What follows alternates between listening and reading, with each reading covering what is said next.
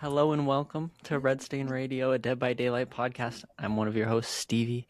I'm joined by my lovely co-hosts, Madison and Bryson. Say hi. Hi. All right, this is episode 34, Red Stain Radio. We're going to be talking about the new PTB, patch 9.5, as well as the community stream happened last week. Y'all were there for it. Yes. Dead This by is actually Daylight episode news. 35. That's a typo on our end. Oh, okay, that's the first These time are we copied looked and it up. pasted from last week's. Don't 35. admit that. Don't admit we make it easy. Yeah, sorry. Episode 35 on the books. Yes. In Dead by Daylight news, big things. Huge. I think we are due for the Dead by Daylight movie coming forward in the future. I don't know. Have any timeline. Do we need this? Do we need this movie? I think we need it. Show, honestly. I think we need it. It's going to be by Blumhouse. Blumhouse doing a lot of indie horror, a lot of goofy stuff that kind of got franchised out and kind of dies. But you might know Blumhouse from things like The Conjuring. I'm trying to think of the last one. Five Nights at Freddy's. Five Nights at Freddy's. Yeah, Yep. they've also done the most recent Halloween reboot, 2018 Kills and Ends. Yep.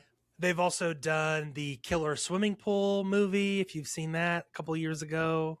That wasn't a hit. It was a bad movie apparently, but yeah, Blumhouse is kind of all over the place in terms of quality. Like, yeah, they've got some bangers and they've got some really bad stuff out there.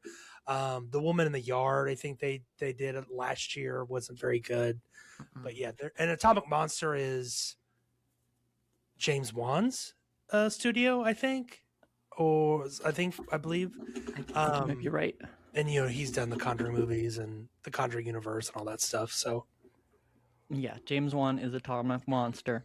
Mm-hmm. That'll be behind the Dead by Daylight stuff. So I am pretty excited because James Wan's behind Saw, the first one. Yeah. And he spins off and does his own super gory horror.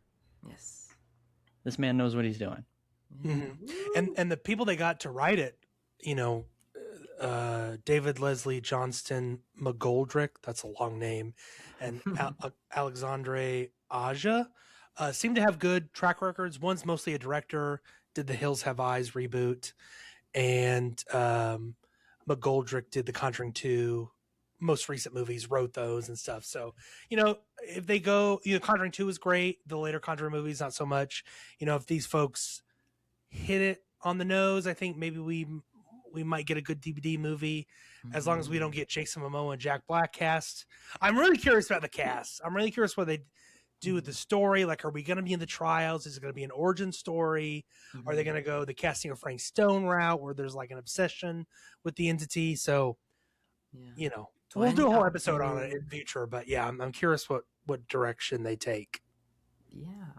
I hope it's either something completely original or these writers take on something within the universe. I hope it's not too pulled one way or the other. I hope it's not super just a retelling of a story we've already seen in Dead by Daylight. I hope we don't get Frank Stone on Blu-ray. I hope we don't get something that like just resembles the Trapper or the Hillbilly again. Mm-hmm. But I want something fresh and unique, either a character that we've only seen teased or a brand new original character. Yeah. Either way, though, Jason Blum, founder of Blumhouse, gave a quote about the Dead by Daylight movie. What David and Alexandra bring to Dead by Daylight is a rare balance of character-driven storytelling and relentless genre intensity. Drawing from survival horror and psychological terror, their work establishes a world where fear is not just an experienced, but earned. It is a cinematic blueprint designed to attract a director who can elevate the vision through performance and scale. This is just big words, but I think what they mean by that is kind of just they're putting together an all-star crew. They're kind of getting people who know the genre, people who are excited to work with it and kind of can treat the source material in a fun way rather than being tasked with turning Dead by Daylight into a movie as like a scary thing. Yeah. It's going to be kind of just a real focused lens on it as a movie.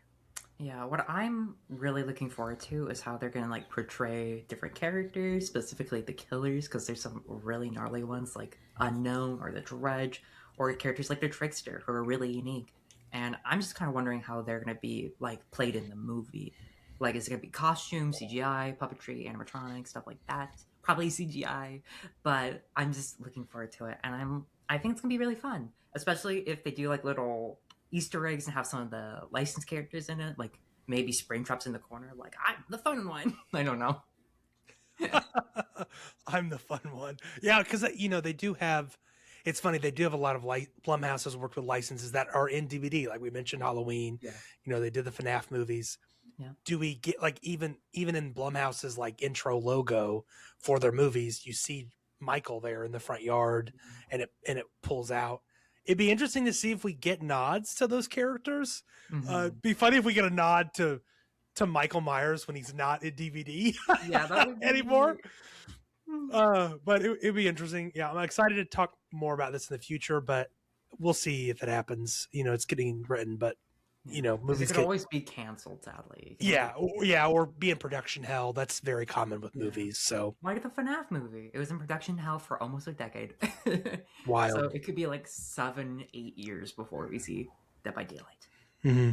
Because it's already been like 3 years since it got announced or something like that. I think 2. They announced it in 2023. I think. Yes. Yeah, we're gonna be waiting a while for this. A movie that gets written is never the movie that gets shot, and it's never the same movie that gets edited. Mm-hmm. Well said. Yeah. Do we have any other Dead by Daylight? Yeah. As far as more Dead by Daylight goes, there's apparently an animated Dead by Daylight series in the works. Ooh. We've got no confirmations, but from what they've done before with like little teasers and trailers for the new chapters. Originally, I think it started when they did like the Trickster intro, and he kind of killed it when it was that animated splash that shows up. Wasn't the in-game render. Then Krisu brought that back. Was there any cartoony or animated ones in between? I don't think so. I think those are the only two. They just do like the in-game renders for character teasers. So this is fun. We can get like a Dead by Daylight specific animation and not just Meg and Dwight appear in an anime that that we got skins for. Whoa. But yeah, I agree with you. Especially if they take like the origins route where they kind of look at each character and kind of like how they came to be, because I feel like that would be really fun. Because if it were kind of like just like a how do we escape the fuck, I feel like that would get really boring after a while. Because like even the gameplay is kind of repetitive of doing gens escaping or dying. And if that was the show, people would get bored. So I feel like an Origins way would be really fun. Yeah, I think an anthology. I'm actually more excited about this project if it is in actually in the works. This is just rumors and reports. Yeah. But if it is, then I'm more excited about this than the movie, because I think an anthology series being animated, you can do a lot more with animation. It will look a lot better. You just have a broader canvas to work with when it comes to animation. So I think, and Dead by Daylight with such a big world, I think it does a better job. It would be better adapted that way. And so yeah, you could do like a Tales of the Fog kind of thing, like like Star Wars does with like Tales of the Jedi and Tales of the Sith and etc. Tales of Bounty Hunters, what have you. You could do all sorts of anthology based on current characters and even bring in new ones that maybe are coming out in the near future. So I'm stoked for this one if it's real. I hope it is.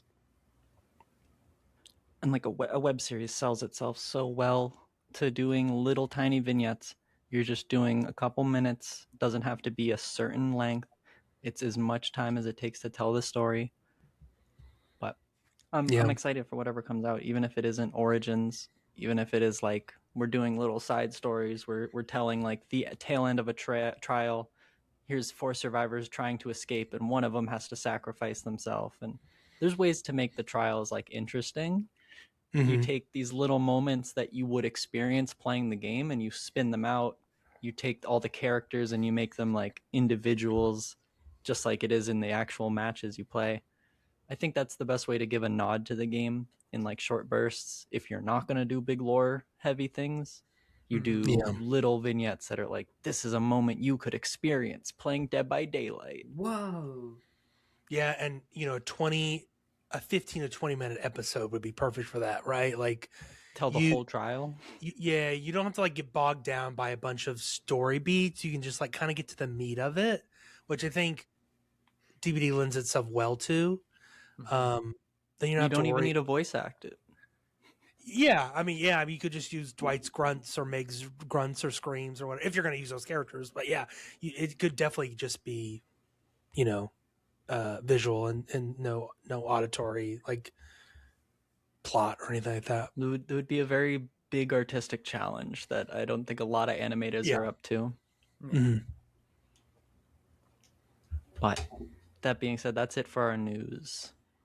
We're going to move right on to the topics of this show, the community stream from last week, and today's 9.5 PTB update.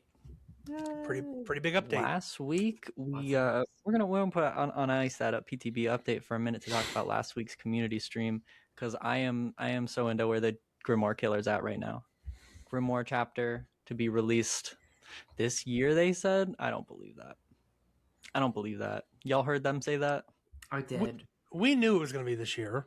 Yeah. I thought it was gonna be next year. I was so unhopeful. Coming out Although- this fall. But seeing Yeah, the progress, I was seeing right. the progress so far, I'm like, okay, that makes sense. They're almost there. They're could moving ship quick. this. Yeah.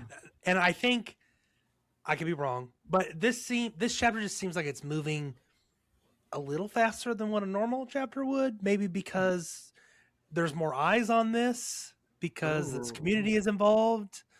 It just seems like they're moving very fast than what I would believe any other chapter would be. I feel like that is in part to how they're doing it. I feel like this is kind of them showing us all the stuff that was on the cutting room floor, and they're kind of just picking up pieces that they already had lying around and asking us which ones we kind of should slap together, and we're just giving input. I feel like they already had like half-baked dash slop and ray gun killers, but then they were like, do you want the dash slop one we were working on and shelved for one reason, or do you want the ray gun one that we shelved for another reason? And it was like, ray gun, please.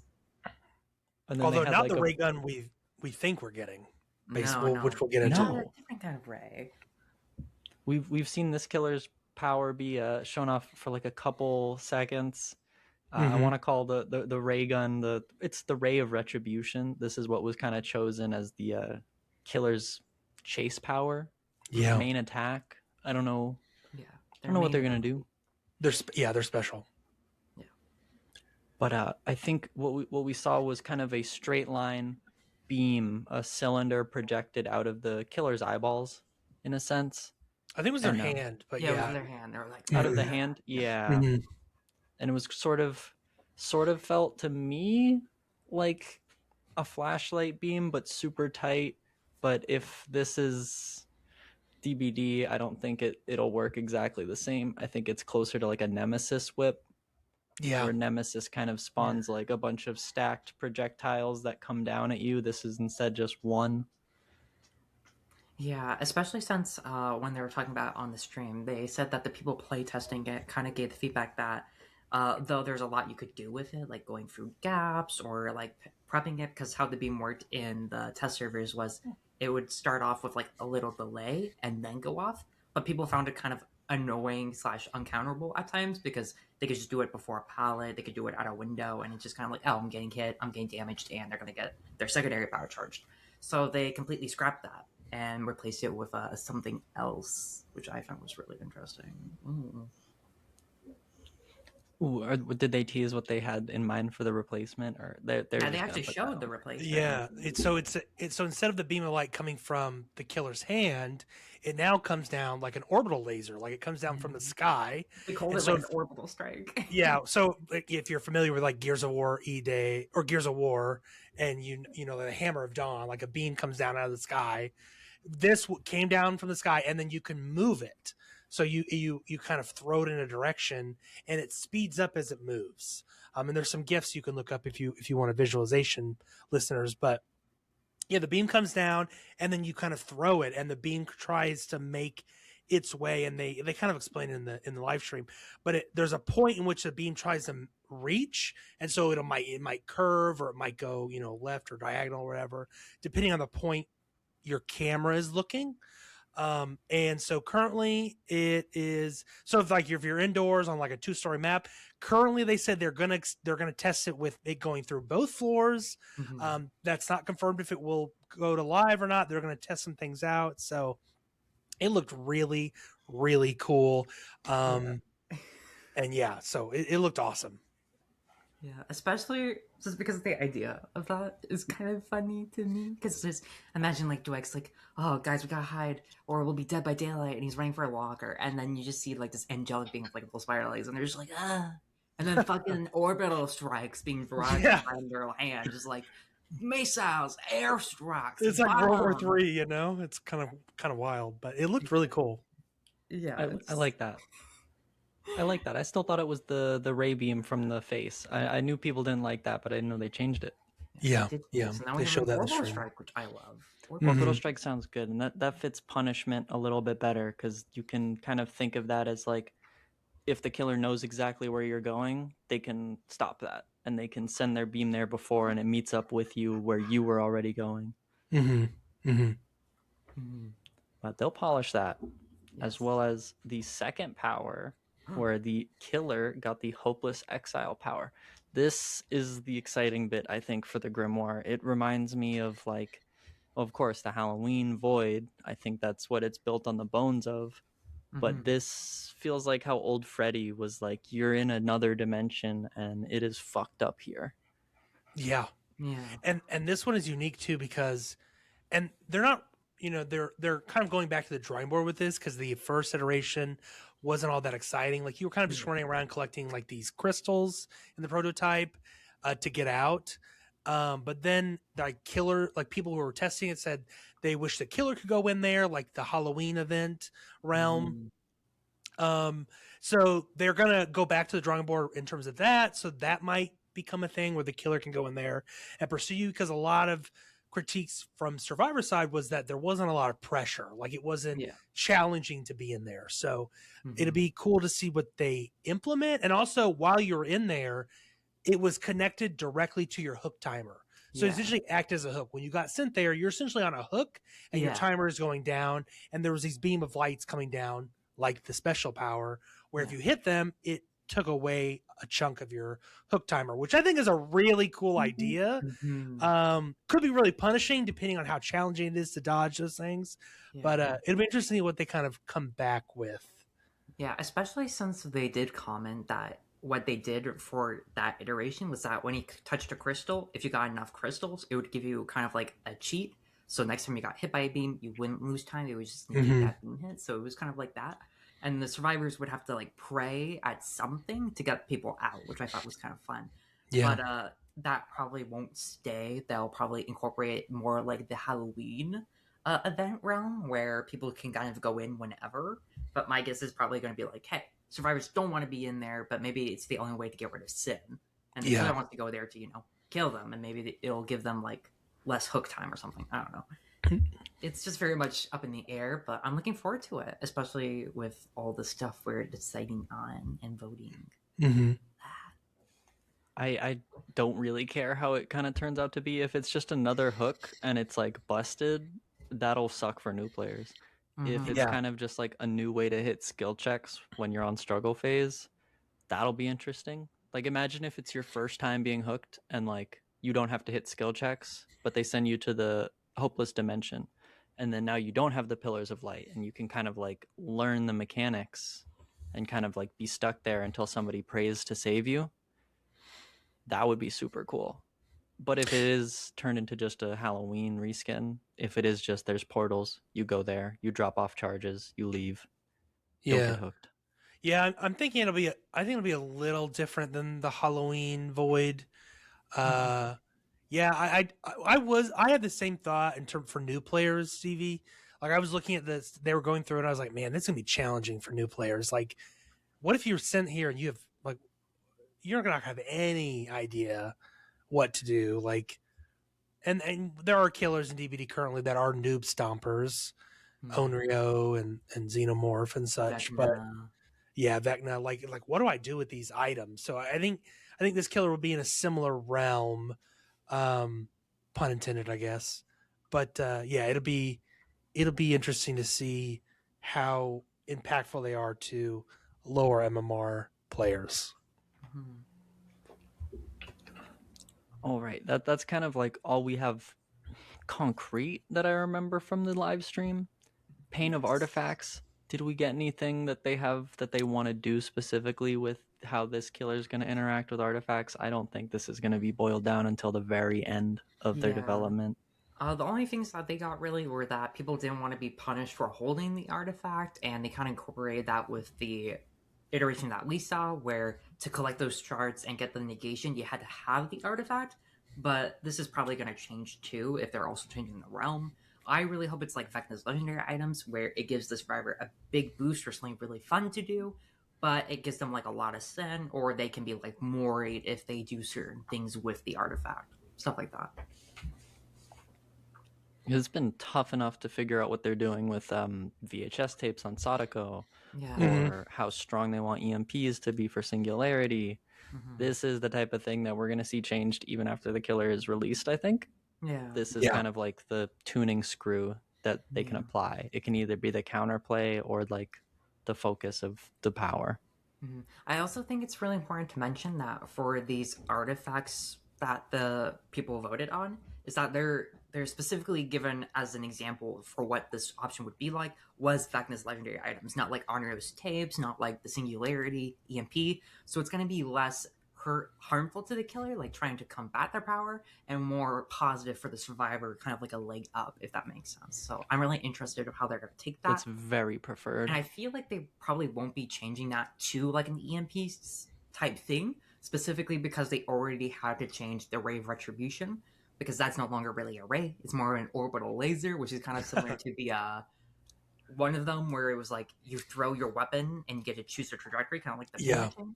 And that's kind of like what the new power came. So I would not be surprised if they didn't change this, because they were kind of like, we already changed one thing that people voted on. We don't want to do that, especially when the votes are getting so close, like with the survivor face. Like the old lady barely won against the other girl. So, you know. I'm so excited for this Grimoire. We're going to wrap it up in the next votes for this Grimoire. We'll kind of wrap it up towards the end as well. We've got 2 rounds of voting, I believe, 3 or 4. Yes, 2 rounds. However, the next one, 2 more. November. Oh my goodness, February 27th. Oh God, February 27th. That's just in like this weekend. 4 days from right now. 3 days from recording, releasing, and then probably it'll be gone and past by the time you're actually listening to this. That'll be the final vote for the killer final concept, the survivor final concept, the killer's weapon, the killer's name, chapter name, and the survivor's name. Yes. In March, we're going to get the March 19th vote. The killer and survivor perks are going to get voted on. The killer Mori is going to get voted on. And the chapter logo. Yeah. So I think we'll have like kind of a few weeks to sit with these characters and fall in love with them, and then finally decide what they're supposed to do for us. Like getting the character before we get the gameplay perks is pretty fun. Yes, we also got little images of 2 of the concepts, for one survivor and one for the killer, of what one of the options would look like. Post them here, like, wow, look at them. Whoa, grandma, that fit insane. Oh, angel killer. Whoa, slaying cunt. Okay. I missed when we were voting, and the pictures were all the survivor choices not wearing clothes because they didn't draw clothes on them. I wish they all have shirtless skins. I wish the grandma has a shirtless skin. They could. Yeah. Anyway, the 9.5 PTB. This is the comeback PTB. Very fitting name. All kill comeback, because we have gotten not only a Trickster rework, but we've gotten a Trickster themed map. We've gotten a Trickster adjacent survivor. Yeah. This is the killer with 1.5 chapters to his name. Yeah. He's doing better for most of the original chapters. Slay, Trickster, Slay. Everyone was saying it, even if they don't even play Dead by Daylight anymore, but back when Trickster came out, he was robbed by not having a map on release. Oh yeah. An urban map would always fit this game. That lobby was killer. It was so good. Yeah. I was so bummed. And now we can play on it. Exactly. Now it's real. It just took us, 4 or 5 years, 6 years.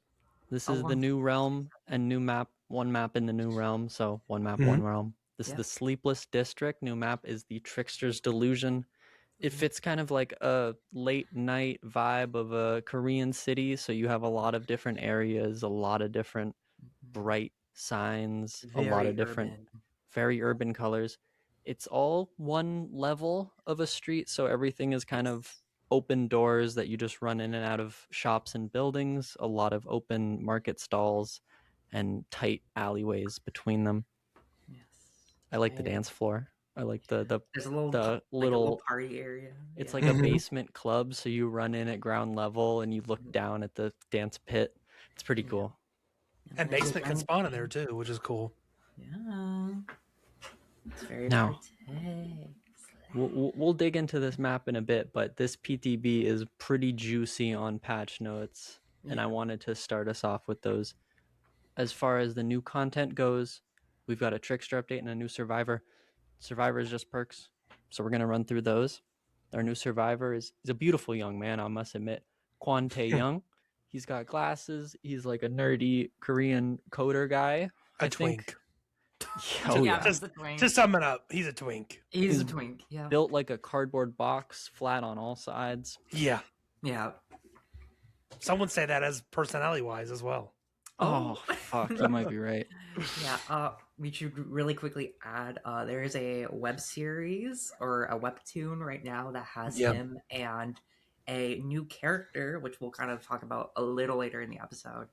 But he's kind of more explored there. Not great because there's only like 2 episodes. So it's probably gonna be like 6 or 7 episodes total. But yeah, You're going to have to fill us in on the Kwon Young lore as we go through this. yeah, Yeah. I went through the webtoons. It's fine. There'll be one more 2-parter episode in March before release. so like 5-6 episodes roughly. Give or take. Cute. Yeah, Lucky him. lucky him. Yeah. But his perks, I am also impressed by. They've kind of designed some fun things here, and I have played with complaints. them for one round. Have complaints? I mean, go right ahead. Let's Well, start I'm gonna with his wait till we first talk perk. about them first. I'm gonna wait till we talk about them before I. If you have problems with this perk, I'll be surprised. This is Flow State. His first perk we're gonna go over. Whenever a generator is completed, earn 1 token up to 5 generators for 5 tokens for 5 generators. For each token, you're going to be blessing and cleansing totems up to 10% faster. You'll heal up to 10% faster, and you'll unhook survivors up to 10% faster. Multiply those 10% by up to 5 tokens.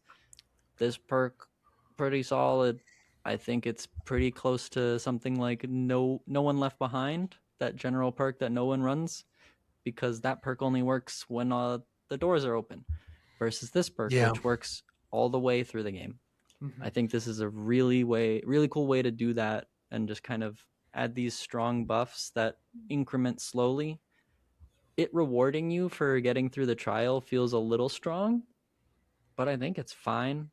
It's basically like bringing desperate measures or botany knowledge. I was gonna say it's not very good. Like I feel like in most scenarios you would just want botany or enemies, not enemies, but the Felix perk, the healing one, or Oh yeah, like, desperate measures. desperate measures, or you would want like counter force, like you would want a specific perk. But I guess the kind of like trade off is that you get like 3 in 1, but it's not super great till all the gens are done. But unlike Hope or the Wake Up perk, I just feel like it's too situational. Like you're never gonna really be like, oh yeah, I'm glad I had the extra 20% healing to heal Jake off hook. Like it's not that great. I feel like you just want other perks. Yeah, you'll get 25% healing off healing Jake off hook with do no harm. You'll get Mhm. 30% with botany knowledge. Exactly. So just use those perks instead. And they're so much easier, especially for Botany Knowledge, which is a free perk off of Claudette, who is a free character for everyone. Versus this guy, who's going to cost $5 or 9,000 iridescent shards. So, yeah. Yeah, I could see this being used as maybe if you just want to be kind of a generalist in terms of your loadout. Like maybe you don't want to specify in one of those areas. Like it's like, okay, I'm not very altruistic. I don't go for unhooks all that often. Maybe I'm on gens more, or I'm cleansing, or I have a totem build that I maybe want to buff a little bit. You could throw this on there, but I mostly see this thrown in with a lot of mix of other perks. And this is probably, and it'll buff specified, perk loadouts. Like, but I think most people are going to run this as a generalist perk. You could stack it with other things, but why would you when you could put in something else? But it goes either way. I will probably run this more as a generalist perk. because it's kind of a snowball effect, which is kind of nice. You kind of get the benefits there, but still a very unique perk. I would like to see more of these in the future, but this perk does a lot for and it's kind of easy. It's kind of easily activated, so that's nice. I would admit it feels like the new player perk out of these three. Most of the time, survivors drop and they have like, this is the perk for new players. It's easy. It's a passive. It helps you. Sometimes those new player perks are strong enough that good players use them. Experienced players use them. I don't think experienced players are going to use this because experienced players find ways to get to the totem 10% faster in general and cleanse it 10% faster. And they find ways to do their healing as fast as possible and unhook as soon as possible. So I also good survivors are getting those bonuses just by gameplay. I also think it's worth noting that when the developers, they've said this before, when they're making perks, they always make one perk for beginners, one for pro players like the veterans, and one perk for fun. That's like what they always try to do when they're designing characters' perks. Just one for pros, one for noobs, and one that's fun. This is definitely the noob one. Yeah, that philosophy I think kind of came out around Alan Wake when he released, or a little before that. It was around that era when they expressed that philosophy with the community.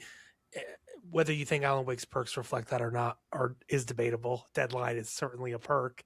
But that's the one for pros, by the way. Oh God! Don't run Deadline. That goes for everyone. Don't. Deadline is a bad perk unless you're good debt. No. But yeah, this definitely seems like the for the new players. But it's very simple. I like how it's worded, which we'll get in the perk wording later on with a new feature. But yeah, it's an okay perk. Next perk. Oh, next perk. I'm interested in this one. A place for us. When healing another survivor, you both gain elusive. Elusive being that new status effect they've been teasing through the last few PTBs that they have hooked up. Whenever you finish healing the obsession, they gain elusive for an extra 30 seconds. As the trial starts, you're less likely to be the obsession. These are interesting. I think elusive is kind of all in one. Everything about bite the bullet, but a little stronger. I'm not sure how to feel about this when bite the bullet exists, and they could have just made bite the bullet this. Yeah, the difference being this only working on the obsession in terms of giving the elusive status effect. Yeah. And when you're just healing other people. You give it to every survivor you heal, but the obsession will gain elusive for an extra 30 seconds. Yeah, it kind of lingers. Yeah. It's here. We're going again. We run into this issue of new perks releasing that do things that other perks already do, if not better, right? Like we will constantly run into that issue. We talked about it in our good, bad, ugly, great episode. It's complicated for sure. I like that they're incorporating elusive. I like that set effect. For those that don't remember, elusive, your aura can't be read. You don't leave scratch. Is it scratch marks? You suppress pain. You can't leave patches of blood. You don't leave scratch marks, and your aura is blocked. Yeah. So everything you would imagine hiding your signs as a survivor to be, it's that. Mm-hmm. Yeah. You basically disappear. You're gone. So I like that they're implementing that more into perks. However, you've just finished healing the obsession. Do they need the elusive status effect? Like, you just finished healing them. I don't know. Maybe if they're death hook. Right. Imagine the obsession is somebody who just DS'd the killer, and now they are obsession by means of they got tunneled, and you get a cheeky heal off. Maybe they're looking for them with nurses, and now they're hidden because they didn't see you, and they didn't see them while you were healing. It's tough. It makes me imagine they want to do elusive more. And they're just trying to test it and say, how strong is elusive? How infrequently can we make elusive proc so that it's not a problem? I don't see this perk being a problem. It's not problematic in the way elusive is currently functioning. And in the rest of this perk, there's no, like you said, there's no real benefit to being elusive after a heal for 30 seconds, 1 out of 4 times. However, it feels odd when bite the bullet could have been buffed into this. Yeah. How if they go back and make Bite the Bullet into something like when you heal another survivor, you both gain elusive, but when you finish healing the obsession, you gain elusive. For like, if they invert this perk and make like the parallel, while also making Bite the Bullet as strong as the elusive status effect is, I'd feel better. Yeah, I Could don't you? for want those who them don't know, by to. the way, Oh yeah, Bite the Bullet, it makes it so when you're healing a person, whether that is yourself or a friend, it removes all grunts of pain and removes the noise when you're healing somebody. And also, if you fail a healing skill check, you only lose 1% of your total progress. So, not great. And then this perk comes out and it's just infinitely better. that's what I feel, and it feels that way only due to how much text they had to put into Bite the Bullet to make it do its thing, versus how effective elusive is, because it's everything that text said but wrapped into one. And better. It's And it's better. better. It's everything Bite the Bullet does, but with extra cherry on top. Yeah, but you have to be healing someone else, so I guess you can't do it. So whereas by bullet, you can do it yourself, and you could pair that with like a chase build, like I'm blanking on the Overcome, Lucky name. Break. Yeah, Lucky Break, where you can kind of hide and get away from a chase. So I definitely see the appeal with a place for us. Could you do this with blanking on the name, For the People? Because when you do For the People, you become the obsession, correct? Yes. Yes. So then you're kind of right? applying elusive to yourself. I It has guess to you could. be- I think it has to be someone else. I don't think it can Yeah. work on you. Yeah. That's but also if you're tough because when you're would the fishing- game oh, see right. would the game see you as healing the obsession, and then you become the obsession, and then you or get the elusive status effect. no, because you're not healing the obsession after that. You've already healed the obsession. You get what I mean? When the heal goes off, Mhm. are they not the obsession, right? How Like to But it test said- that? when That's you something for we the can test people, Yeah, out. we does need it to test turn that. you into the obsession and then 'Cause- heal them? Because it says Or does whenever it you heal finish them? healing the obsession. So say you're injured, and I do For the People. And for those of you who don't know what For the People is, essentially while you're healing someone, you can take their health state and they become immediately healthy or up from the dying state, and you take an injury state. Mhm. So then the obsession transfers to me. It says then the obsession, not a person or that survivor, the obsession. So whoever becomes obsession that moment gains elusive. So I would imagine it transfers to you. We'll have to test it. We'll try that out. Yeah. I don't know. I'm not confident it'll be like that, because then like the killer could hit somebody with Dark Devotion and then they become elusive. True. Yeah. I don't think it works or like that under Nemesis the or something. hood. Yeah. I don't think it works like that, We'll where have to the see. obsession gains elusive. I think it's the person you healed gets elusive, and it stops If they're checking for obsession, yeah. obsession. I think so. Yeah. We'll check it out. We'll check it out. That's a cool cool thought. That's 2 out of 3 perks. Now the third perk is 5 moves ahead. While you're in the killer's terror radius or being chased by the killer, you see the aura of the 5 closest pallets and windows. You drop pallets 50% faster, and when you drop a pallet, the perk goes on cooldown for 20 seconds at the lowest. This feels awkward the way it's written. In practice, it's windows of opportunity that only lights up when you get chased or the killer gets near you. It's windows of opportunity with a cooldown on it, and it's got a little pallet drop speed, which feels fun. I must admit, it feels nice to drop pallets 50% faster. Yeah. It's tough to activate in an effective way, if that makes sense. If the perk activates, it means the killer's nearby. Yeah. You can use this perk as kind of like a visual terror radius without the visual terror radius option. You can kind of see it as like, oh, the pallets have been shown for a couple seconds. I forgot I had this perk on. The killer must be really close. But that's if you're listening to music and like not listening to the terror radius. Put on visual terror radius though. That's a good feature to have. It also I feel shows like it all the clutters my eyes. screen If too you have much. Hyperion with me, you can see the I eyes. play with music and no visual terror radius. That's wild, Stevie. crazy. That is insane. Evie's here for a I'm moment. listening Not for long. like killer noises and like power activations and like Yeah. Oh my gosh. Yeah.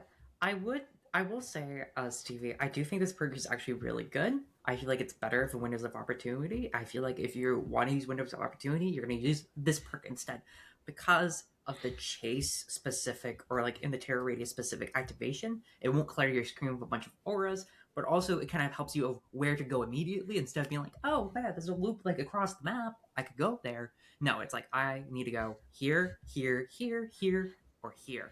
And I feel like that's really useful. And you said, Stevie, that the 50% drop thing is nice. I think it's more than nice. I think it's really good, borderline a really good perk because this counters stuff like Hunter's Raising Upper Hatchet. This counters Trickster. This counters basically any killer with a projectile because you can do it quicker and then drop it. It counters characters like Myers and Ghostface, able to break line of sight faster. Basically, any character who has a projectile or wants line of sight, you can do that quicker and get out of the way and get away and find a new loop. The only downside is, like, as you said, it has that cooldown of 20 seconds. So as soon as you drop a pallet, you don't see any more auras. But by the time you use that loop, you probably already know where the other loops are around you, and you just go to that, loop it, and then when you're like looping, you can drop like maybe another pallet, and then it's back up. You see where to go next. I just think it's really good. And that 20-second cooldown is not that big of a deal, especially when you're dropping pallets 50% faster when the cooldown is off. I just think it's really good. And kind of brings my problem with all these perks is that we're getting a lot of perk blow, and a lot of perks are just doing what other perks do, but everything better. But people will be like, oh, but it does this one very specific thing better than the new perk. But it's like, out 9 times out of 10, you're going to use the new perk. And that's kind of my main complaint about this perk. Why would you ever want to use Windows now when you have this perk? Like, sure, it shows you everything, but do you really need everything when you're at one side of the map and you're seeing auras on the completely other side of the map for a pallet? It's not worth it, in my opinion. So, yeah, I like this perk a lot. I don't like the precedent it's setting. My thoughts, passing the torch, the talking stick. I agree with a lot of that sentiment. 50% faster is big when it comes to preventing one of those compromise hits where you throw a pallet, you get a stun, but you get hit at the same time. This will reduce the amount of times that happens, which is That great. too. This is definitely a perk for veterans. I would say it is Windows, but better. However, I think this is Windows for better players. Like, Windows is a great way to learn loops, learn where vault locations are and pallets are. That's always great. I think Windows also used to have a cooldown. Doesn't anymore, but they got rid of that. Thankfully, although some people think it should, which is odd. But yeah, Maddie brings up a good point. If you don't want Windows, if you don't want that yellow all over your screen, don't run Windows, run this, and then you can see where the near stuff is when you're in killer terror radius and stuff. But yeah, again, we said this with flow state. Like, it's to the point where we're running into the problem of perks stepping on each other's toes, and they're all kind of one-upping each other in different areas. I don't know. Maybe I'm kind of surprised this isn't like finesse where you just drop pallets faster, whereas finesse you're vaulting faster and then it goes on a cooldown. I don't know why it just doesn't do that. Because finesse is very popular now. I think this will become very popular. But the fact that you see pallets and windows nearby, maybe it should just be pallets because it is 50% faster pallet throwing. Yeah. Why is windows in there? Yeah, I think this is just like the pallet version of finesse. So take that as what you will, but both, finesse is a meta perk now. This will certainly join the ranks for sure. It'll be odd to see this one getting more use than somebody doing a meme build like that, like combining it with finesse so they can dumb tech faster, or somebody combining it with something like smash hit. As soon as you get the stun, you're out of the pallet stun animation 50% faster. You have 50% of that pallet stun worth of time to sprint burst away with smash hit. Yeah, I think this works in general with another perk best. By itself, it's not going to carry you. Windows might. If you just run only Windows, that's on all the time. You're always going to see every pallet. This one, you're only going to see 5. It's going to be on cooldown most of the time, I'll admit. you're not going to be in the terror radius the majority of the game if you're playing well, and you are going to be dropping pallets as often as you can, probably every 20 seconds or so. So this perk will probably stay on cooldown. It won't be as effective for prolonged chases as Windows, but if you can memorize the map, if you can put the pieces together, I know it's difficult. You can design the map in your head and build it off of only seeing a couple pallets here and there, plus a few auras. This perk will work if you're confident, but it's not a game changer by any means. Yeah. Final thoughts on Kwon Tae-young's perks. Good. I think they're good. Yeah, I think they're decent. And he's got some cool cosmetics They fit that in nice game, middle so. ground of balance. His cosmetics, he's got the puffer jacket. I love him. He's got a puffer jacket. He's got a suit, no tie. He's got it on. Some colored hair options as well. So really cool. Some blue streaks, beanies, sunglasses. He's gonna be popular. I'll admit, people are gonna run him for a little while. He's like Dwight plus. I'll admit. Dwight plus. I mean, you're not wrong. Yeah. What do we, real quick, because there's just been some discourse around this. What do we all think of the general look, just the base Survivor look? What kind of vibes are we getting from Kwon here? Okay, I'm gonna be completely honest. His default outfit, specifically his default outfit, ugly as hell. It's so boring. But I love it because it fits his character. He's like a loner. He just wants to do like audio mixing and programming, all that stuff. He just wants to do that. He's not going out trying to look fashionable. In that sense, I love how he looks. Gameplay wise, though, it's very boring. It's just go boy, give us nothing. Do you? Yeah. So I don't know. I feel like I would like it more if his pants specifically weren't so gray. Because his shirt is green, but it's pretty gray already. It's pretty grayish, yeah. Like, if they had to change anything, just make his pants, like, blue. Like, a brighter blue. Like, a navy blue. I don't know. Instead of, like, the ugly gray. Because it looks like his clothes haven't been washed in a bit. Which makes sense because he's in the dog, but, like, they could be a bit cleaner. A little bit. Please. I want him in like funny, quirky outfits. Like I want him to get a Christmas sweater. I want him. Yes, I mean, he's gonna get one immediately. But like, I want him to have like a full onesie, like how some of the girls get. I want him to be one of the girls. I want him to be a little more fruity. He feels to me like, I don't want to say like average gay guy on Grindr, but he's like probably a little more adjacent than a lot of the other people. And he's not even confirmed to be gay. So, well, based on his webtoons, I think he's straight.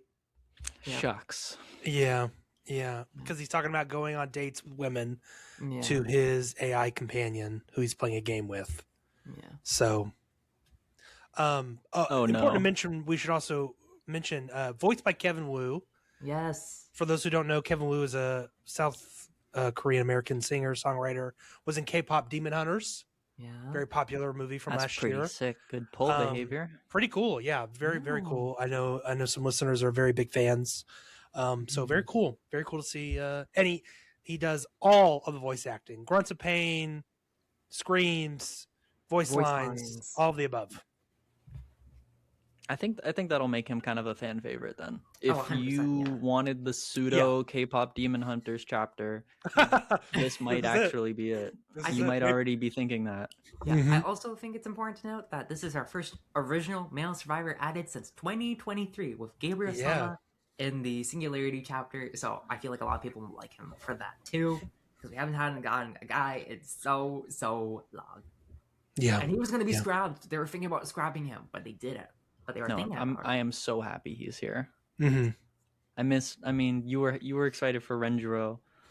I was excited for Renjiro Yamaoka, but hey, the secret character. This guy's good. This guy's good. Especially with his voice lines with Yunjin, where he's like, Yunjin, what are you doing here? It's like, yes, the Lord. Yes. I love that he has history with the Trickster, who also got the update this patch. Good segue. We're gonna break it down into like a simple update. Trickster now just has a combo style meter. At the Mhm. top of his screen, it's a little diamond, and it goes, starts at the bottom of A, B, C, D, E ranks. So you go from E to D to C to B to A, and then up to S. These ranks will give you small passives to throwing knives, reloading knives, Mhm. little speed buffs to performing your knife throwing actions.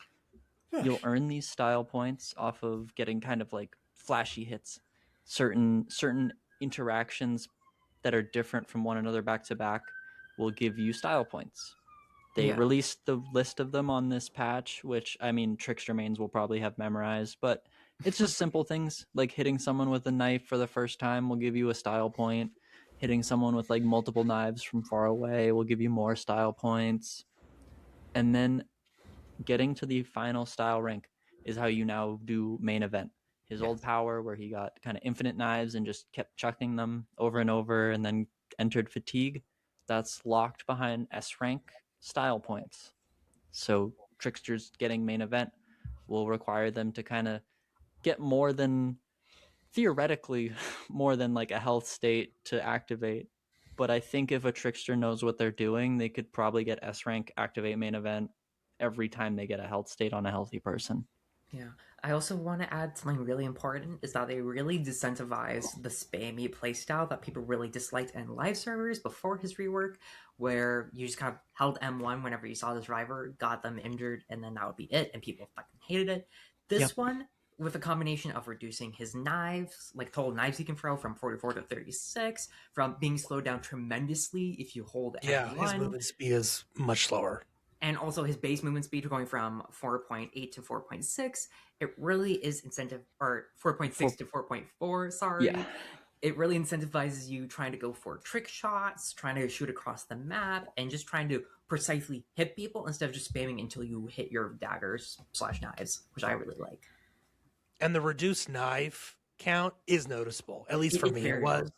Yeah. especially since you're not getting main event, which would sometimes, because you're only getting when you're hitting S tier, and Yeah. then that doesn't go into your knife count. But I know I think there are add-ons that maybe would refund them. His iridescent add-on's the only one that refunds it by giving Yeah. you 50% back. Yeah, up to 50%. So and I just felt like I was running out. Like I played a few games, I just felt like I was running out all the time. So I was very much reloading a lot, but I was reloading faster because of the different ranks that increase that speed. So that was a helpful Yeah. addition. Yeah. I see them trying to hit that sweet spot where before they were like, do we want this guy to kind of throw 1,000,000 knives and have them do 1,000,000 times damage, or do we want to do like 100 knives and then you only need a 10 to get the hit? So they've really screwed those in and tightened it to where you get 7 hits with the knives before you get a health state. 5. 5, yes, Yeah. You have to hit 5 now. So Yeah, the 'cause they less used knife count is paired with less hits to damage. However, Yeah. catching up to someone at 4.4 is really hard. Yeah, It and the is laceration tough. timer for each survivor also changed, so it's a lot quicker than it used to be, because I think it was like 17, 18, 20 seconds, and now it's like 12. So it's really incentivizing you to go for shots that are cool, but not to spam. And you will get rewarded as a survivor for dodging the killer more, and it will be easier.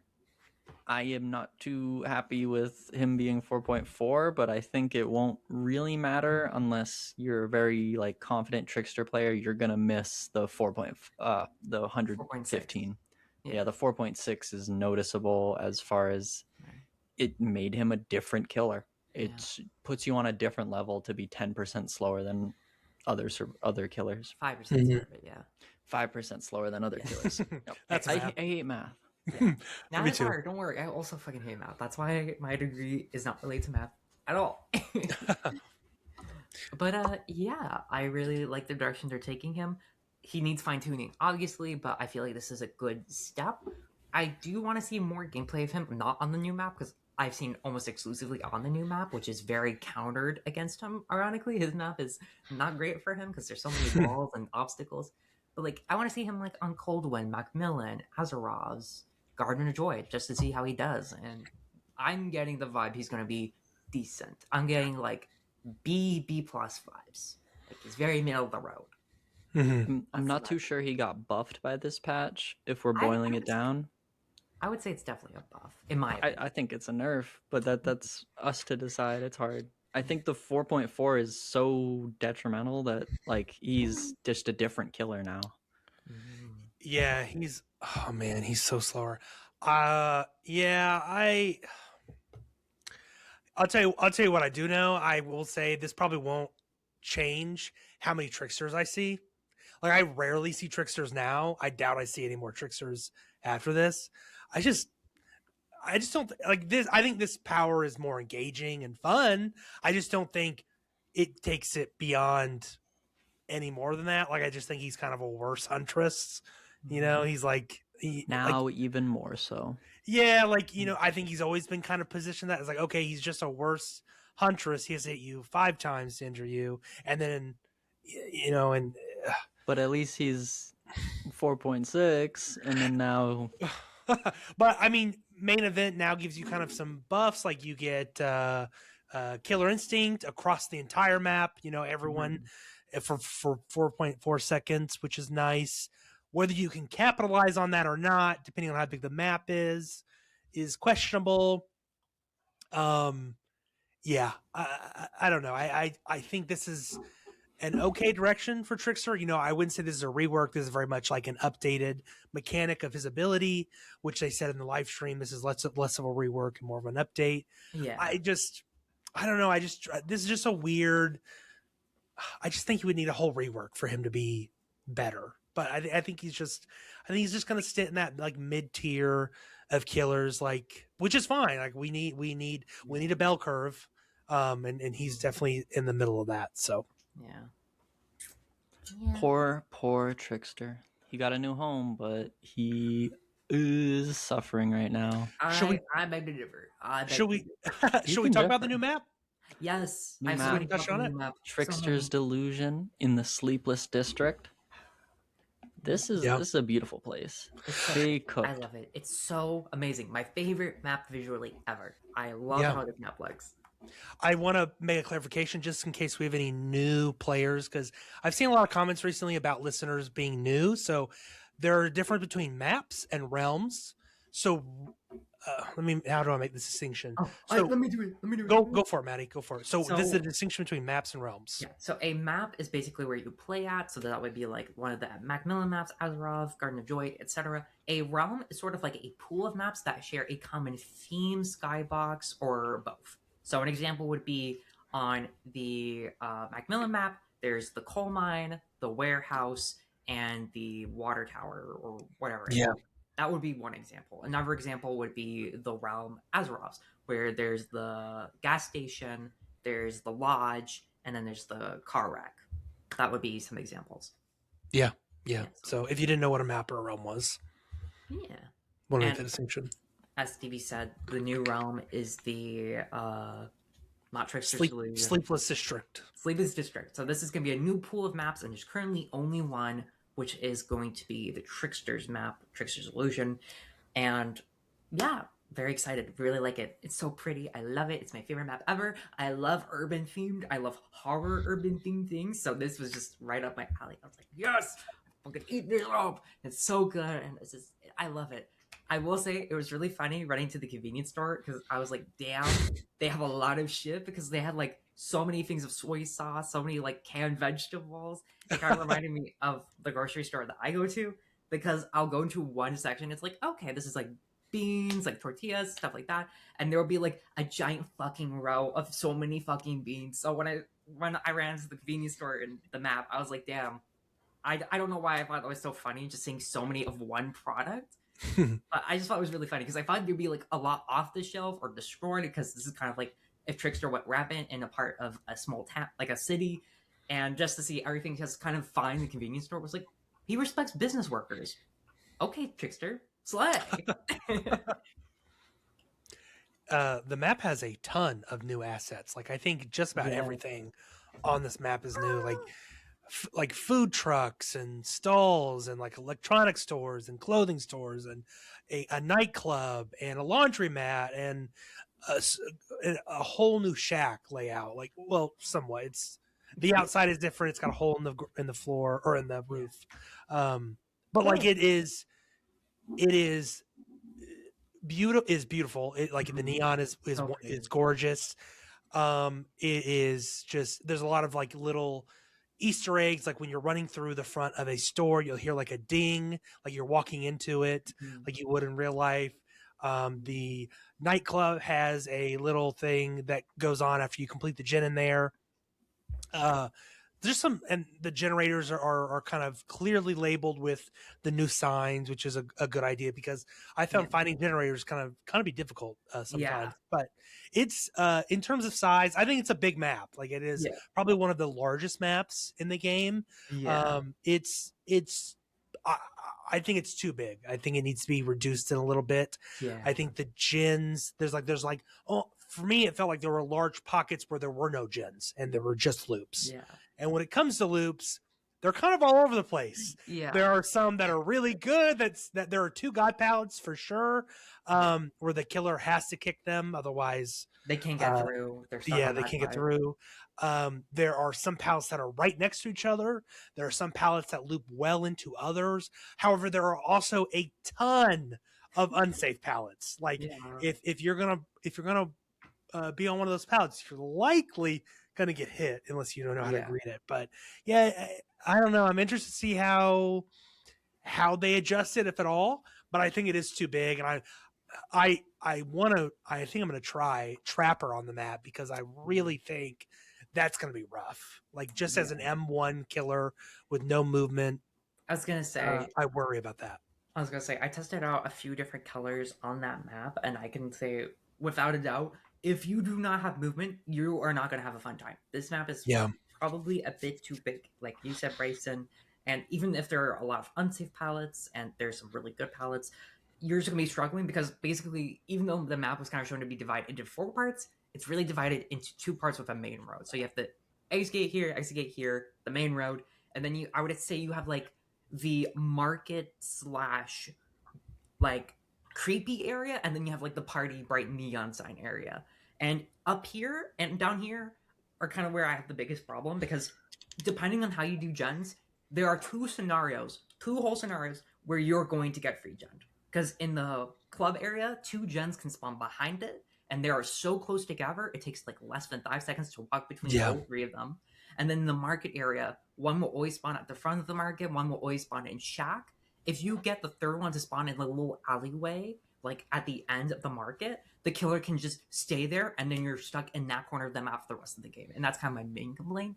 It's really easy to free gen on this map, especially in that market area, but also in the club area. So I would really love to see the gen spread changed a bit, because there are some corners of the map with literally nothing. Like there'll be 1 pallet, and then that's it. There's nothing else. No generators, no windows, just 1 pallet. Like, let's move one of the generators from that little alley over there.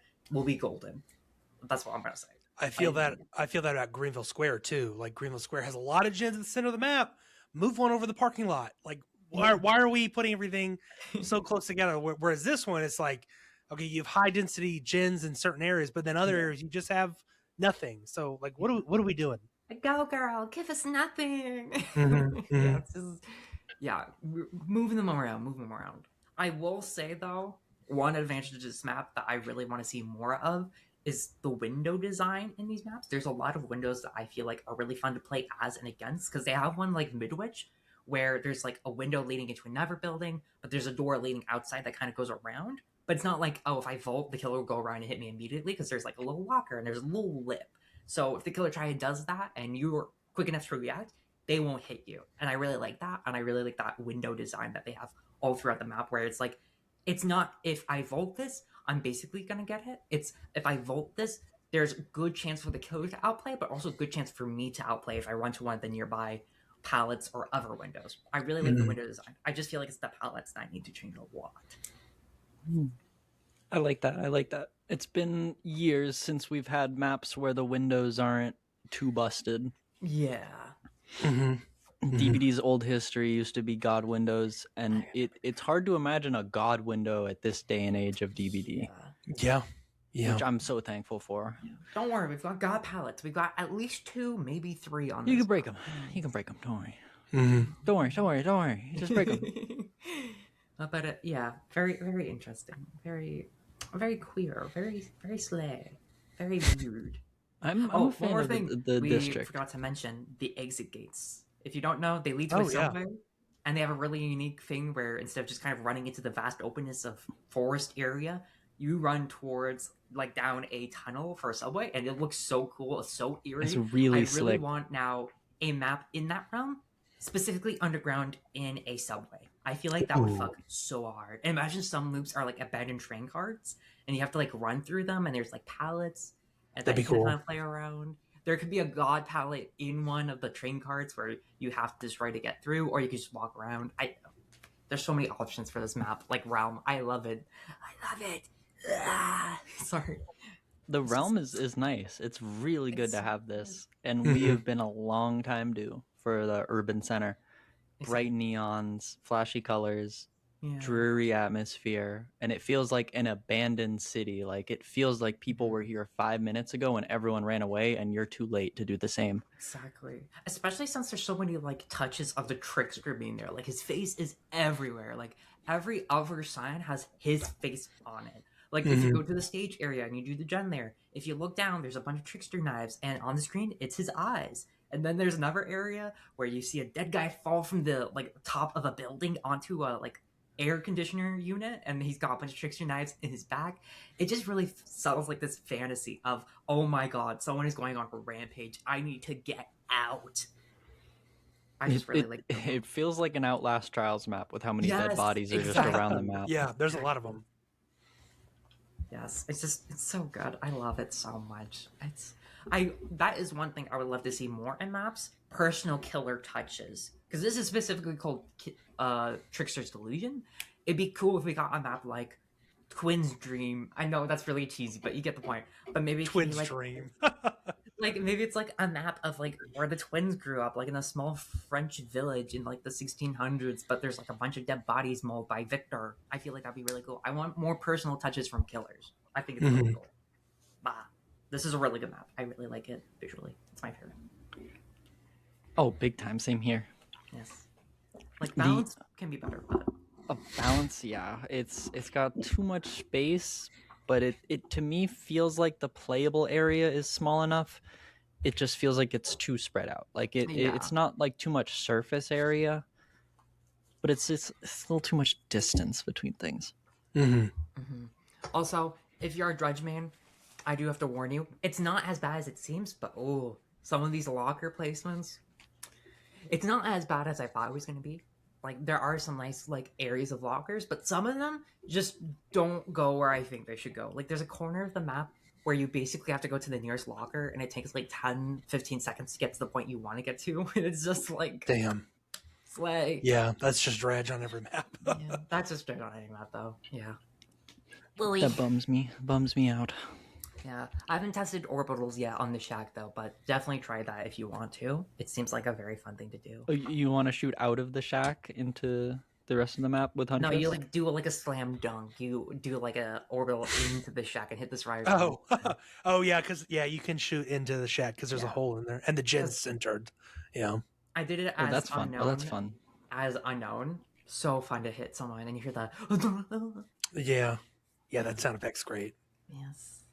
All right, I like moving that. on from the map. What else do we have, Stevie? Yeah, this was not a jam-packed update, but these were some patches that took, a couple perks and a couple killers that I didn't expect here.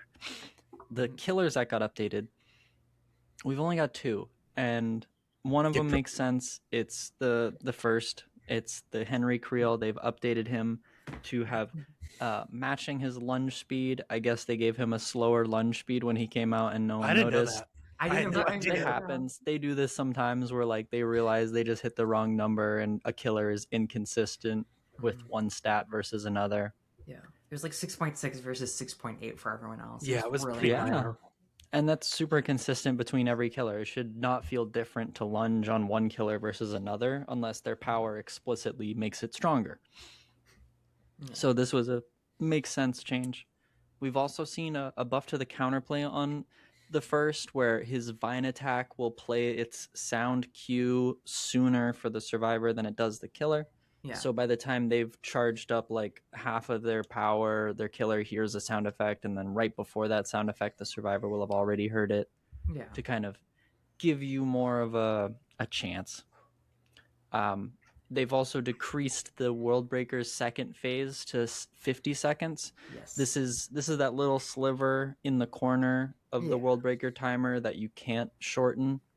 The way his World Breaker works, where you like get 3/4 of it done with the listening to the music to lower it really quickly. That last chunk is his kind of like, you can't shorten my power. Grr. Yeah. That'll be lowered 50 seconds.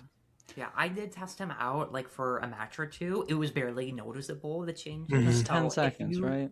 If you really do like playing the first, don't worry about this being like a big nerf. You'll barely notice it, especially since he gets his world ender thingy so quickly. You're fine. Yeah. It's not that big of a deal. Trust me, I played it. It was good. He's still as easy as a pup stomper as he was before. The next killer change I'm a little interested in. We've got an update to the ghoul. I tried this one too. I did this one too. Would you test? Because I'm curious about this part. They removed the counter that allowed survivors to vault back into the killer. This was called revaulting, as people kind of dubbed it. It was essentially when the ghoul vaults over a pallet using his power targeted on a survivor. It'll freeze the survivor in place for a second. It'll send the ghoul towards the pallet, and when he makes contact with the pallet, he'll vault it. And when he comes out of the vault, he'll gain control of his killer. But if he comes out of the vault and there's a survivor too close to him, he'll swing at the survivor. Revaulting essentially allowed survivors to make him vault the pallet. They'd see him complete the vault and then would run into him and behind him from enough distance to make the vault without him getting control and without him detecting the survivor close enough to score a free hit. They've changed this. It'll now kind of always score that free hit. Now every single time the ghoul vaults and you try to revault, you will get hit. Yeah, don't revolt. Yeah. It's tough. Yeah. Because this was interesting counterplay that was not intended. No ghoul counterplay has ever been intended, and it quickly gets patched. Yeah. So I'm curious for the future of ghoul. Yeah, he also got another change, I believe. I don't know if you have it. Yeah, this is a good one. Adjusted the stickiness of his aiming reticle to 0.05 seconds from 0.18 seconds. These numbers make no sense, but if you've played ghoul, if you've played ghoul, you know that there's a time where you can hover your center of your screen, the invisible cursor, over a survivor while you have your power charged, and it'll display like teeth marks. These teeth marks, I mean, they show up for the survivor too, so if you're perceptive enough, you'll see the ghoul kind of line their power up on you sometimes. Yeah. This aiming reticle isn't just like a one-to-one crosshair. It has like a stickiness, which is a great way to think of it, where as soon as you drag it over the survivor, it'll stay on them no matter where they are on your screen for a certain amount of time. This amount of time, the more it is, it's stronger because they don't have to aim for longer. They don't have to track you for longer. Making it shorter makes it harder. They have to track you quicker and click on you quicker.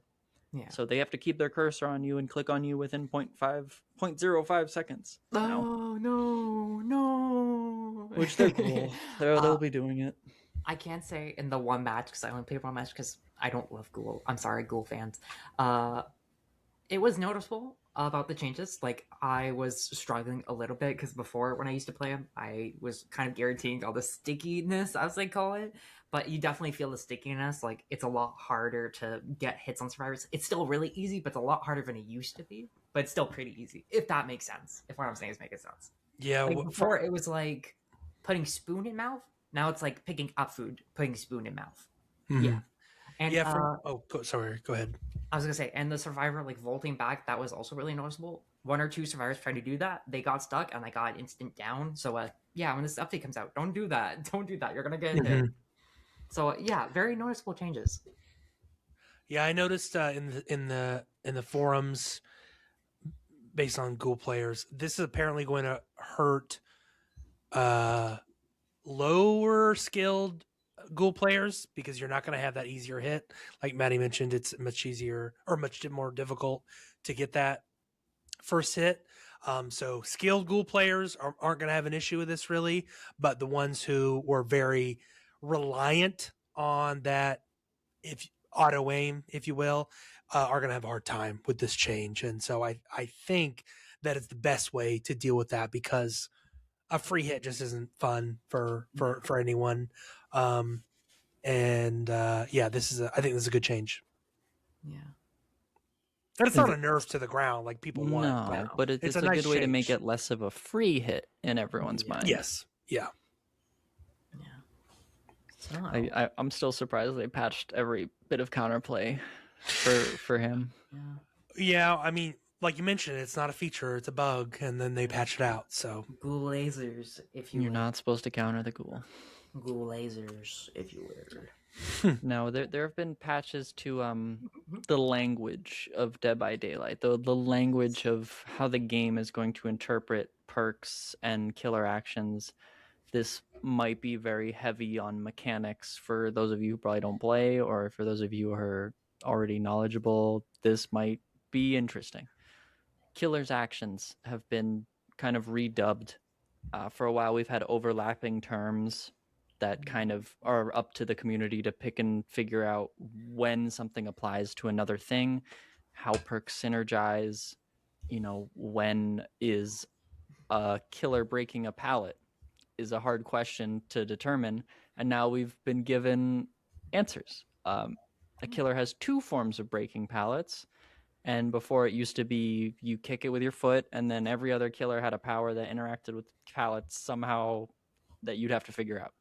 Now it seems we're going to boil this down into basic breaking and special breaking. Killers breaking pallets will kind of get a basic attack, or every killer gets the basic kit of killers, kicking a pallet. That'll be your basic break. This will apply to many different powers and killers' perks, which will apply on kicks. And the special break, which is using the power itself to break pallets, something like a chainsaw on Hillbilly or Bubba, something like the Oni's power. And even I don't think perks are classified as special breaks, but special breaks are specifically for special powers on killers. Like when it depends on the perk.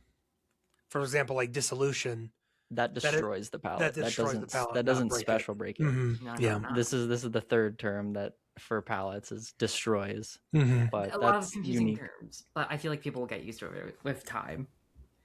And it's ultimately like kind of just a descriptor for like, okay, so if the pallet is broken during my power, it's a special break. That's all. Other than that, we've got the special and basic terminology for vaults as well. Special vault being when your power allows you to vault certain killers, namely Chucky, Vecna, Legion, the Ghoul, Wesker. Yeah, the Ghoul. Using their power and lining up with a vault, pallet, or window will initiate a vault that's unique to their power. This will be called the special vault, and a basic vault will be that basic vault that every killer gets access to when they press space or R1 when walking up to a window. Damaging generators. This is an interesting one that I think is the main idea behind this change, where damaging generators used to be the term for kicking a gen, for using a perk on a gen, for anything happening to a gen that regressed it. It was called damaging a generator. And this made sense. We kind of assumed that individual perks would work on individual case-by-case bases with each other. But now that there have been so many add-ons and so many perks and so many killer powers, it gets messy. And we have seen the devs not really doing more than picking up the pieces of when they find out, oh, we don't like that one. Oh, we've pick and choose. This isn't how we intended it. I'm namely thinking Turn Back the Clock with Wraith's Serpent add-on. Yeah. Where it technically wasn't him kicking a pallet or a gen, but it was him, what we've now going to be dubbing exploding a generator, that caused his add-on to activate when it should only activate on basic breaks or basic generator kicks. Yes. However, basic generator kicks are going to be called damaging a generator, pressing spacebar on a generator as your killer. This will initiate the kick animation and give you the damage generator effect, immediately start regressing the generator and lower a little bit of its progress. This will work with perks that apply on damaging generators, something like Eruption, Pop Goes the Weasel, or Trail of Torment. These will proc on damaging a generator. Mm-hmm. However, exploding a generator is what we're now going to be calling anytime a generator is regressed from a distance without the killer's direct kind of application of a power on it. Damaging a generator and exploding a generator, now two different things. And I think I'm gonna try and get used to it. But exploding a generator will be due to any perk or killer power. Surge, pain resonance, yes, things like that. Remotely exploding it. Yeah. I'm thinking very much that this will help kind of ease the gap between why they're changing unintended interactions. It's because, well, the Serpent add-on doesn't say when you explode a generator, remove your cloak. Yeah. So this is the intention. They're kind of cleaning up a little bit of the language under the hood, and it'll hopefully make the game a little more new player friendly, a little more consistent. It's never been the name of the game, consistency. Yeah. But I like this. Mm-hmm. Perks, killer perks, game features. Survivor perks, killer perks, game features. We're gonna go blaze through these. Let's do it. Fog vials. Most of them get 4 charges now instead of 2. The opacity is now changed and is consistent across all realms, so it'll look pretty normal. Still not great. Still not great, But they're but buffed. they got Yeah. more uses. Still the worst item in the game. Anyways, continue. Survivors still getting changes. A couple perks got reworked only to kind of be consistent with things. The idea behind these changes are these are perks that worked when a couple perks worked when survivors went down, and using plot twist to send you onto the floor would interact with them differently. This is better together. When a survivor goes down, you see the auras of other survivors. This is now changed to only work when the killer puts the survivor down. Plot twist won't work with this. Another perk like that is forced hesitation on the killers. Similar issue. Plot twist would activate this perk when the killer didn't intend for it to activate or the killer didn't cause it. They're now changing that. So now the killer has to activate these perks by downing somebody. Same with genetic limits. They kind of updated a little bit of an interaction where the exhausted status effect would be applied after you lost the health state, but now it applies it simultaneously. This doesn't really make sense unless you think about interactions like overcome, which should in theory activate when you get injured, but if you get exhausted after you get injured, you still activate the perk, but if you get exhausted before you get injured, it won't activate. It's tough, but they are trying to make these interactions consistent in a specific way. It's a couple of these changes where it's not really the perk changing, just the way it interacts. The other one on this being Terminus. Terminus, I feel, is another one to note because it used to be inconsistent with Adrenaline, and now it won't be. If a player had Adrenaline and the killer had Terminus, it would matter whose ping hit the server first, whose game told the server my perk worked. Terminus, however, will now always hit before Adrenaline. You will never be able to Adrenaline through Terminus, no matter how good your ping is. Yeah. This is a consistency change, not a real perk change. Yeah. The actual perk changes, however, we've got a couple on the survivor side and a couple on the killer side. Survivor side, we've seen a change to fast track. This perk will now earn 3 tokens every time a survivor gets hooked, up to 9. And while repairing, when you hit a great basic skill check, you spend all your current banked tokens. For each token, the generator loses 2 permanent charges. It used to gain current progress up to a % maximum. Yes. But now it'll lose permanent charges. Yeah. So brand new these numbers are kind of funky. While before you could fast track a gen and a killer could come over and explode the gen and you lose all that progress, now it's permanently reduced. Yeah. This perk is probably going to be good for low mid tier, not great high tier. Those are my thoughts. Very good. I understand. It's one of the perks of all time. It'll be a it's good. perk to turn around maybe a match you may be losing and getting like the Yes. last couple gens done or whatever. That'll help for sure. Yeah. And then next on Survivors, we've got Self-Preservation getting a rework. This is a Yunjin perk, and I'm appreciating that they reworked one of her perks for this all-kill comeback chapter. Yes. Self-Preservation's new effect. When another survivor is hooked, you gain elusive for 30 seconds. The icon has been updated to reflect this change. I like this. I think Self-Preservation was already pretty bad, and it required you to be near somebody who got hurt for it to activate. And if you're near somebody getting hurt, you might as well take the hit. You're not going to get value from your perk if you're doing the right thing.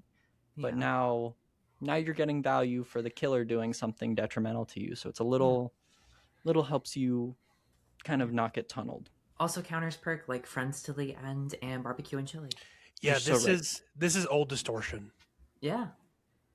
This is entirely old distortion. This is 100% nullification to Friends and Barbecue. I have a friend who will definitely want to get this perk. Yeah, which tells me that this will probably get reworked or changed in the future. Yeah.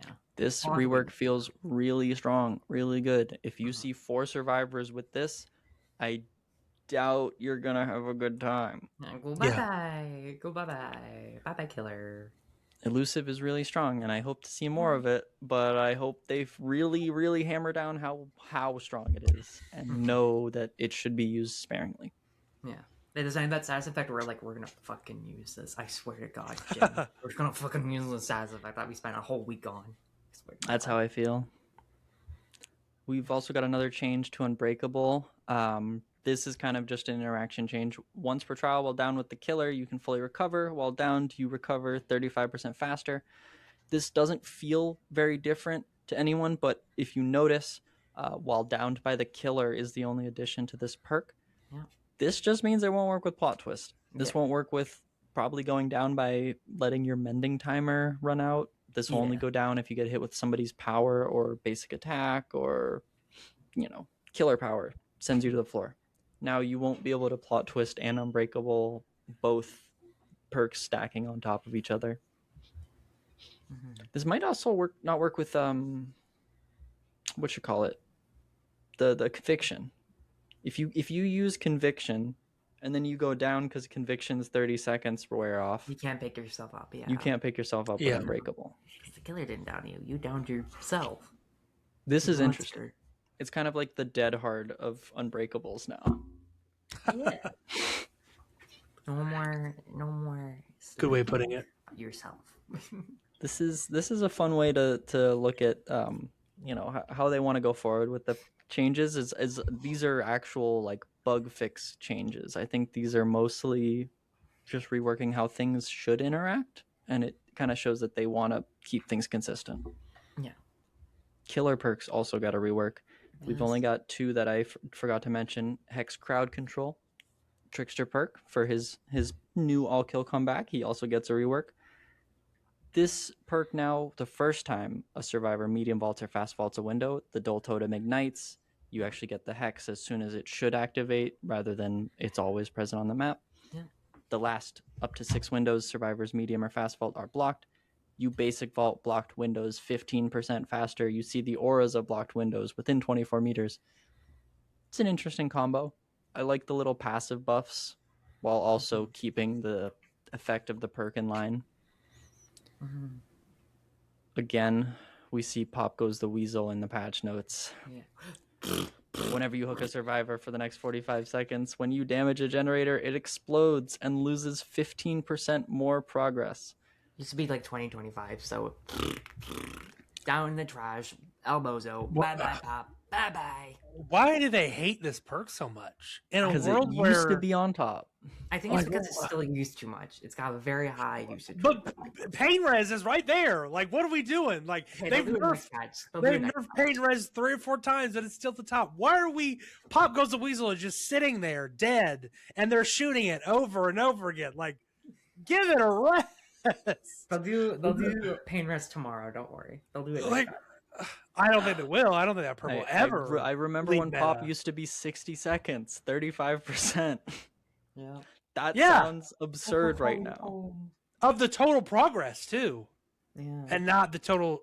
Pop used to be insane. Yeah, I think it's back to total progress, which is nice. It 50% is, total it progress, is. but it's 15, so it's like And like crazy Funny nerf. enough, Like, what are we doing?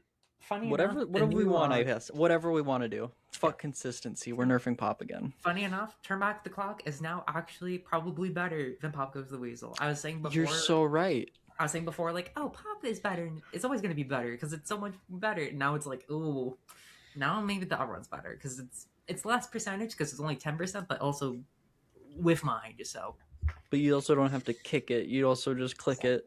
Yeah. yeah, That's all for the perks. Next up, I think these changes are probably the core of this patch. An hour and 30 minutes, and I like yeah, these changes the most out of all of Here them. are the most important parts. Thanks for sticking with us, folks. Perk descriptions have been changed across the board. Nothing's really going to be changed the way you think everything's going to work the same way you remember it to change. They're just going to be a lot more clean and descript. They've really been, I think it was a sore part about how they developed the game is that every perk feels like it's written by a different person. Yeah. Now they're all going to be kind of keyworded, bullet points, nested, everything in like one little blurb. Yeah. It's going to be really, really easy to approach. Yeah, it's no longer going to be like, James always fought against those who hurt him. At the beginning of the trial, you gain a token for every survivor in the match. And then, when you have 6 tokens, this perk activates. When you're searching a chest, you can press the special activation button. And now it's like, at the beginning of the trial, gain X tokens. When you search a chest, Y happens. Mm-hmm. Yeah, for an actual example, let's look at the perk Lucky Break. It used to say, when you are injured for the next 60 seconds, you blah, blah, blah, blah, blah, blah, blah. Now it just says, for the next 60 seconds, you have elusive. Every second you spend healing another survivor, this perk gains another second back. It's very simple. Really clean. It's not Really word clean. salad. And there's an option for new players if you don't know what the status effects are. You can right click it or something, and it will open up a side panel that will explain what those status effects do. So it's a great way to reduce text and reduce kind of minimize the design on them for a streamlined version, and then the option there for new players to learn what those things do. Yeah. It's finally like a quick, snappy way to learn so many in-game mechanics. Like new players can just hover over Sprint Burst and learn what exhausted means without having to kind of figure out that, oh, this is a cooldown for all my exhaustion perks. Oh. Okay, I do want to quickly add though before we move on to the next part. Is a really funny thing is that some perks got so simplified they're kind of funny when you read them, like whispers. While within 32 meters of a survivor, you randomly hear whispers. I don't know why that's so funny. I love that. I love that. That's good. Whispers is still my GOAT perk. I have never been able to use whispers. I just don't. I don't hear the whispers. Like I don't. What am I listening for? I don't understand. You look for the perk to light up. That's not your listening. Then why is it called whispers? Why am I give me actual whispers? Like it should be an auditory. I shouldn't have to look at my perk when it activates. Like nope. You always have to like keep an eye bogus. like cockeyed down to the bottom to be like, is Bogus. my whispers on? Is my whispers off? I used to run whispers. I was like, oh, this sounds cool. I'll try it. It's like, how do I know when it activates? I don't want to look at it. Just give me whispers in my ears. That's what I want. Moving on. Let's talk about auras. I love this change. They've added specific customization on the PTB right now. You can't get this on live yet, but it will come. This is an aura customization color. We've been asking for this as accessibility for years. It's basically just kind of changing the color. It's not everything is red on your screen. Everything is highlighted red or yellow. It's now what color do you want survivors to be? What color do you want killers to be? What color do you want generators to be? Really cute. Yeah. I'm definitely going to be using some pinks and purples because I'm not going to lie, the reds and oranges look very similar to me. So those bitches are becoming purple and pink, and they're going to blaze. And two quick defaults: default survivor auras are blue, and default killer auras are red now. So and they've changed those. Are orange now too. From a killer point of view, they're not red anymore; they're orange. Yeah, you're going to want to go in that and change this as soon as this patch goes live. You're going to want to tune those up. Yeah, they also made all killer interactables now white specifically. Yes. So if you see something white, it's always going to be related to the killer. Wow. That's helpful. Last change. prestige rewards. Surprise. Oh my goodness. Yes. Insane. It came with not only a prestige menu, but a whole like a whole track for all the rewards we know and love. Yeah. Instead of kind of like asking people, hey, what do you get for prestiging? Why should I prestige? You now can click on the prestige symbol. Starts at 0, goes to 100 on every character, killer, and survivor. This will let you open up a battle pass sort of track that only progresses as you prestige the killer, prestiging, getting them 50 levels and spending, close to 1.1 million blood points total. This will get you another prestige, and at certain levels you get rewards. The first, second, and third prestige is when you get the perks active on every character. Yeah, And then on tier the 1, tier 2, and then tier 3. fourth, fifth, and sixth, you get cosmetics for each part of the killer. Yes. Bloody 7, set. 8, 9 are the perk Perk charms. Perk charms. And then after that, you're gonna go at 25. Yeah, You're so gonna kind of now make a get. leap. Yeah, it's like pretty much you have to sink a lot of points in. Then after 9 to 25, you'll get a badge. Yeah, which for is the very character. rare. It's purple. The badges are pretty slick. Most of the original characters have what I would think are very good designed ones. Some of the licensed ones have iffy designs. Oh man. Lowering Quentin. Can we talk about them? Lori Okay, and so first of Quentin, all, Pinhead, if you look at a full Michael. spread of them, you can tell who they don't have good relationships with in terms of licenses. Yeah. Leatherface, Freddy, and Quentin, like Maddie just mentioned. Halloween chapter is gone. Pinhead. They're literally just assets pulled from previous marketing materials and just put in there with the moving red claws. It's bad. But however, there are a lot of really good ones. Like Xenomorph is fucking fire. Ripley's is amazing. Alan Wake's is amazing. Eats so hard. There's so many good ones. There's so many good ones. Yeah, but to kind of elaborate, 25 you get the purple one, so no claws. It's just a picture, red background with their face. Then at 50 you get a little bit of claws and like a little bronze thing at the bottom.